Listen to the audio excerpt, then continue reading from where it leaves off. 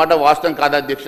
రైతులకు ఇచ్చిన హామీ నెరవేర్చరు, రైతు డిక్లరేషన్ని మీరు ఎక్కడ కూడా పాటించరు, రైతులకు ఇస్తామన్నటువంటి కనీస మరి వారికి గిట్టుబాటు ధర ఇవ్వరు, రైతులకు ఇస్తామన్నటువంటి మరి పూర్తి రుణమాఫీ జరగదు. ఏ రకంగా కూడా రైతుల్ని మోసం చేస్తున్నటువంటి ప్రభుత్వం కనీసం మీరు ఎక్కడన్నా పంట నష్టం జరిగితే మీరు ఫసల్ బీమాలో పార్టిసిపేట్ చేయరు, కొత్తగా వారికి ఇప్పుడు ఎన్యూమరేషన్ చేసి వారికి కనీసం ఆదుకునే పరిస్థితి లేదు.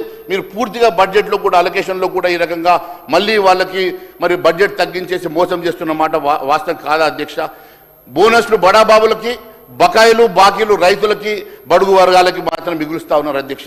ఈరోజు మహిళా సంక్షేమం విషయానికి వద్దాం అధ్యక్ష. మహిళా శక్తిని గొప్పలు చెప్పే ఈ ప్రభుత్వం మహిళా శిశు సంక్షేమానికి బడ్జెట్ ఈసారి 5,850 కోట్ల నుంచి ఏకంగా 3,143 కోట్లకు తగ్గించారు అధ్యక్ష. అంటే 46% కోత అధ్యక్ష.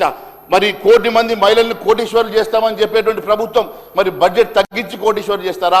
మరి బడ్జెట్ తగ్గించేసి ఏ రకంగా వాళ్ళని కోటీశ్వరులు చేస్తారో మరి మేము మీ ద్వారా వారిని అడుగుతా ఉన్నాం అధ్యక్ష.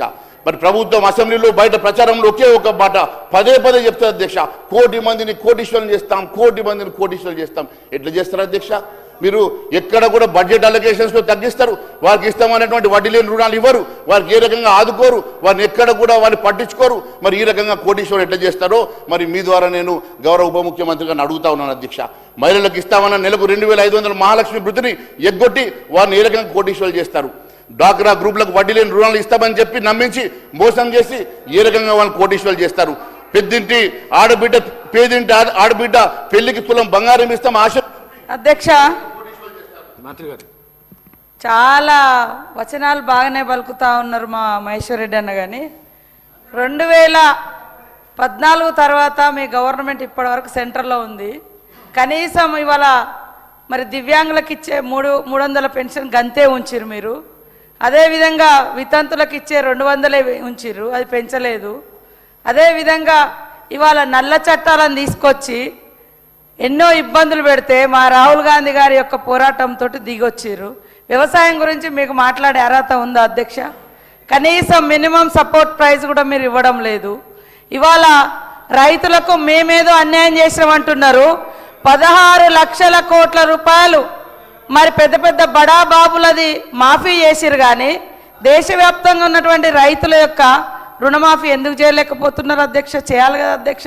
ఈ దేశం వ్యవసాయక దేశం అధ్యక్ష, అత్యధికంగా వ్యవసాయం మీద ఆధారపడి ఉండే దేశము.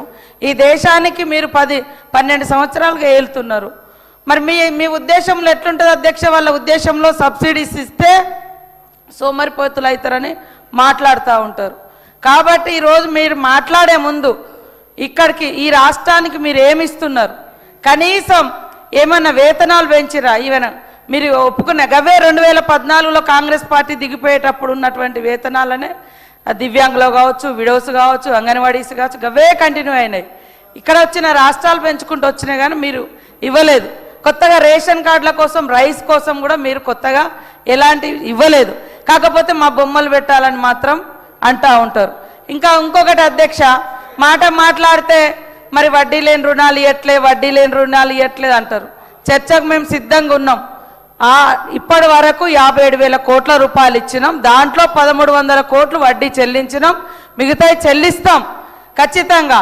మీరు పెట్టినటువంటి మహిళా బడ్జెట్ సంబంధించి మహిళల రుణాల శాఖ వేరు, దట్ ఈస్ మన ఆర్డీ డిపార్ట్మెంట్ సార్. పంచాయతీ రాజులో మన సెల్ఫ్ హెల్ప్ గ్రూప్స్ ఉంటాయి, మహిళా శిశు సంక్షేమ శాఖ వేరే, మహిళా సంఘాలది పంచాయతీరాజ్ శాఖలో రూరల్ డెవలప్మెంట్.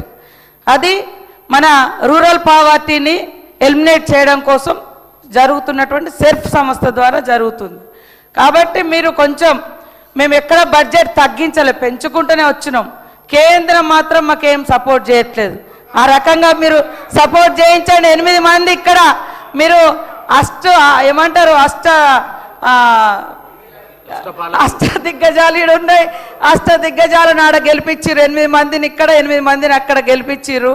మీరు తీసుకురండి. ఇన్కమ్ అంతా మా దగ్గర నుంచి మాత్రం ఫుల్గా ఫండ్స్ మరి పన్నులు తీసుకుంటా ఉంటారు. కేటాయింపుల కాడికి వచ్చే మా మీదనే రాళ్ళు వేస్తూ ఉంటారు. మీకు బాధ్యత లేదా? మీరు తీసుకురావద్దా? మేము 6 గ్యారంటీలు అమలు చేయట్లేదు. 6 గ్యారంటీలు ఇవ్వందే 0 బిల్లు కరెంటు బిల్లు ఇస్తున్నాం. అదేవిధంగా మరి వాళ్ళ 4.5 లక్షల ఇల్లు ఇందిరమ్మ ఇల్లులు ఇచ్చినాం. అదేవిధంగా మహాలక్ష్మి ఇచ్చినాం, బస్ ఫ్రీ ఇచ్చినాం, ఇవన్నీ ఇవాళ బోనస్ ఇస్తున్నాం. అదేవిధంగా రైతు భరోసా కింద మరి డబ్బులు ఇవ్వడం జరుగుతుంది పెంచి. ఇవన్నీ ఇస్తూనే ఉన్నాం సార్. ఊకదంపుడు ఉపన్యాసం లెక్క ఇస్తలేరు ఇస్తలేరు ఇస్తలేరు. 1-2 ఉన్నాయి, ఇస్తాం తప్పకుండా. మీరు అక్కడ రాష్ట్రాలలో ఇవ్వకుండా ఎగ్గొట్టినట్టు కాదు. మా ఆర్థిక వ్యవస్థ ఇబ్బందులలో ఉంది కాబట్టే మేము ఆగినాం సార్. తప్పకుండా మాకు ఆ చిత్తశుద్ధి ఉంది, ఇస్తాం సార్. ఏమన్నా అంటే కోటీశ్వరులని చెప్తా అంటారు అనడం, కలగనడం తప్ప అధ్యక్ష.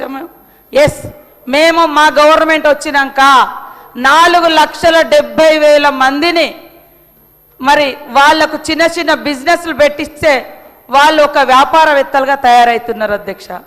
మేము కలగంటున్నాం 1,000,000 మంది మహిళల్ని కోటీశ్వరులను చేయాలి. తద్వారా ప్రతి కుటుంబం సంతోషంగా ఉండాలంటే ఇంట్లో ఇల్లాలు సంతోషంగా ఉండాలని మేము ప్రయత్నం చేస్తున్నాం, సంకల్పం పెట్టుకున్నాం అధ్యక్ష. దాన్ని ఎగతాళిగా 1,000,000 మంది అన్నారు, ఎక్కడ ఒక్కొక్క స్టెప్ వేస్తూ ఉన్నాం. గతంలో మొత్తం 10 ఏళ్లలో 1,15,000 కోట్లు ఇస్తే మేము ఇప్పుడు ఈ 2 సంవత్సరాలలోనే దాదాపుగా మరి మేము 57,000 కోట్లు ఇవ్వడం జరిగింది. ఆ వడ్డీ కూడా ఇంకా చెల్లించేది ఉంది, చెల్లిస్తాం. నెక్స్ట్ బడ్జెట్లో కూడా మహిళల వడ్డీలకు సంబంధించి 2,500 కోట్లు పెట్టిన వడ్డీ డబ్బులే, అవి కూడా ఇస్తాం అధ్యక్ష. ఇక నెలవారీ పెన్షన్ సంబంధించి కావచ్చు, రైతుల నెలవారీ పెన్షన్ ఎడిపోయింది అధ్యక్ష. బీజేపీ వాళ్ళు అన్నటువంటి మరి హామీ ప్రతి అకౌంట్లో కాలాదాన్ లాతాహు అకౌంట్ మే ఏమంటారు వేస్తామని అన్నారు సార్. ఏది సార్, 12 సంవత్సరాలు అవుతుంది, మేము వచ్చి 2 ఏళ్ళు అవుతుంది అధ్యక్ష. మేము వచ్చి 2 ఏళ్ళు అవుతుంది. సంవత్సరానికి 2 కోట్ల ఉద్యోగాలు ఎక్కడ పోయినాయి అధ్యక్ష? మేము వచ్చినాక దాదాపుగా 70,000 ఉద్యోగాలు మరి మేము ఇవ్వడం జరిగింది అధ్యక్ష.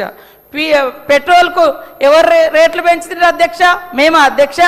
ఈరోజు గ్యాస్ దొరకక ఇబ్బంది పడుతున్నది మీరును ట్రంప్ గారు. మరి అక్కడటువంటి ఇజ్రాయెల్ ప్రధాని ఆయన ఫాదర్హుడ్ అట, మన ప్రధాని మదర్హుడ్ అట. అన్నాక 3 రోజులకే యుద్ధం స్టార్ట్ అయింది అధ్యక్ష.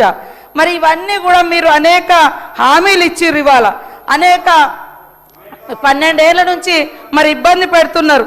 కాబట్టి ఇప్పటి వరకు కూడా అధ్యక్ష, ఇప్పటి వరకు కూడా రాష్ట్రం ఏర్పడి 12 సంవత్సరాలు అవుతుంది, వాళ్ళు వచ్చి కూడా 12 సంవత్సరాలు అవుతుంది. కానీ విభజనలో పెట్టినటువంటి హామీలు ఎందుకు అమలు చేస్తలేరు అధ్యక్ష? ఎందుకు అడ్రస్ చేస్తలేరు అధ్యక్ష? కూర్చోబెట్టి పెద్దన్న అని మా సీఎం గారు ప్రత్యేకంగా మిమ్మల్ని బడే బాయ్ అని కూడా పొగడడం జరిగింది. ఎందుకు మీరు ఈ సమస్యలను పరిష్కరించడం లేదు అధ్యక్ష? ఈ ముడిపెట్టి ఎందుకు ఉంచుతారు అధ్యక్ష? మరి ఇవన్నీ కూడా మీరు మాట్లాడాలి కదా, మీకు కూడా ఇక్కడ బాధ్యత ఉంది కదా. కేంద్రంలో మీరు ఇక్కడ నుంచి ఈ రాష్ట్రం నుంచి 8 మంది ఎంపీలను గెలిపిస్తే మీరేం తెచ్చిరో చెప్పండి. మేము 8 మంది ఎంపీలం గెలిచిరు మా తరఫున. ఏమనంటే హేట్ స్పీచెస్, హేట్ విభజన, కుల మత, ఇవే ఇప్పుడు కూడా బడ్జెట్లో కూడా గదే మాట్లాడుతున్నాడు. పేదరికాన్ని బట్టి సమస్యలను బట్టి బడ్జెట్ మీరు ఇవ్వండి. మీరు యూపీ మీదనో పెద్ద యూపీ మీద ప్రేమ, బీహార్ మీద ప్రేమ, రేపు కేరళలో ఎలక్షన్లు ఉంటే అక్కడ ప్రేమ, ఎక్కడుంటే అక్కడ కోట్లు ఇస్తున్నారు సార్. మరి ఇక్కడ 8 మందిని గెలిపించిన వాళ్ళకి ఎందుకు ఇయ్యారు సార్? ఇవ్వాలి కదా. అందుకనే మా మహేశ్వర్ అన్న అన్నిటికీ సమాధానం చెప్పాలని కోరుతాను. గౌరవ మంత్రి గారు అధ్యక్ష, సబ్జెక్ట్ని డిబేట్ చేస్తూ ఎక్కడి నుంచి ఎక్కడికి వెళ్ళిపోయినారు. నేను వారిని అడుగుతా ఉన్నాను. మేము మీలాగా ఎక్కడ కూడా మేనిఫెస్టో రాయలే, మీలాగా మేము ఎక్కడ కూడా హామీలు ఇవ్వలే. మీరు హామీలు ఇచ్చి అధికారంలోకి వచ్చి ఈరోజు ప్రజల్ని మోసం చేసి మీకు మాట్లాడే అధికారం మీకు ఉన్నదని అడుగుతా ఉన్నాను. అనేక అంశాలు మాట్లాడుకుంటూ కేంద్రం మీద నిందలు వేస్తూ ఉన్నారు కదా అధ్యక్ష. బహుశా మరి వారికి తెలుసో తెలియదో, ఈ రాష్ట్రంలో ఈ దేశంలో బీమారు ఎవరు తీసుకొచ్చారు అధ్యక్ష? బీమారు చట్టం తీసుకొచ్చింది వాళ్ళ గురుగారు, ఈ రాహుల్ గాంధీ గారి ఫాదర్ రాజీవ్ గాంధీ గారు తీసుకొచ్చారు. రాజీవ్ గాంధీ గారు బీమారు తీసుకొచ్చి బీమారు ద్వారా ఈ దక్షిణ తెలంగాణ నిధులన్నీ కూడా వారికి ఉత్తర తెలంగాణకి ఆ 4 రాష్ట్రాలకి అత్యధికంగా 400% నిధులు ఇవ్వడానికి మరి వారు తీసుకొచ్చే చట్టం ద్వారా వెళ్తూ ఉన్నాయి. కానీ మీరు ఒకసారి చూస్తే కేంద్రము తెలంగాణ అంశంలో అధ్యక్ష ఇంతకుముందు డెవల్యూషన్ ఆఫ్ ఫండ్స్లో 32% కాంగ్రెస్ అధికారంలో ఉన్నప్పుడు ఇచ్చింది.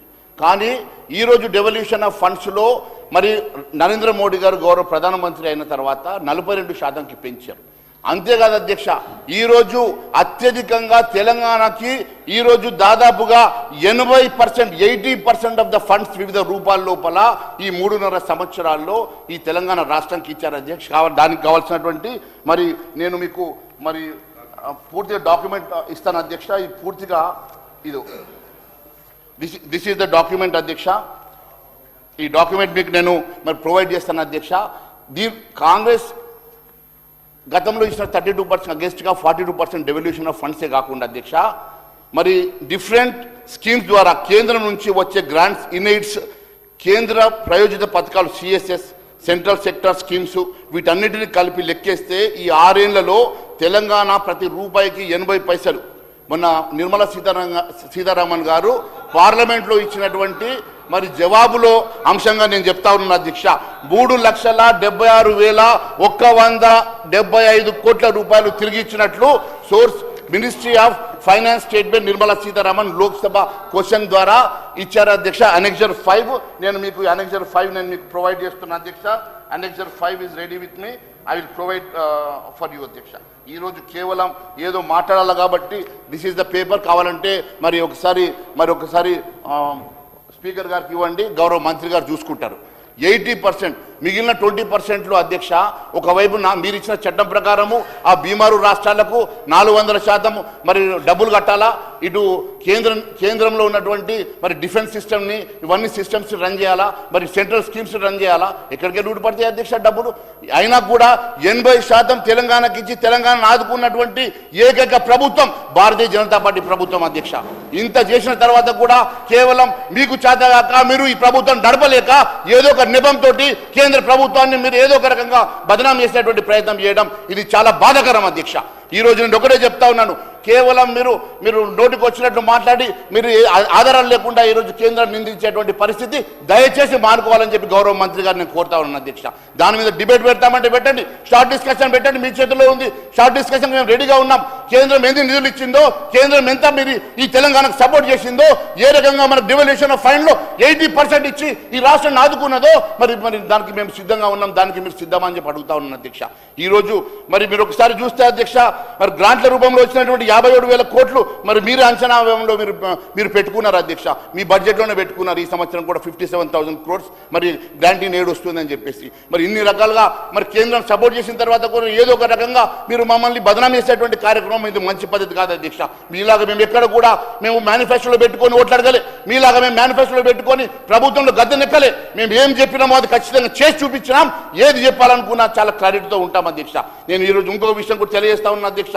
ఈరోజు మరి మహిళల విషయం లోపల మరి గౌరవ మంత్రి గారు మాట్లాడుతూ మేము అది చేసాం ఇది చేసామా, ఏం చేస్తారో మరి దానికి డిస్కషన్ మేము రెడీగా ఉన్నాం అధ్యక్ష.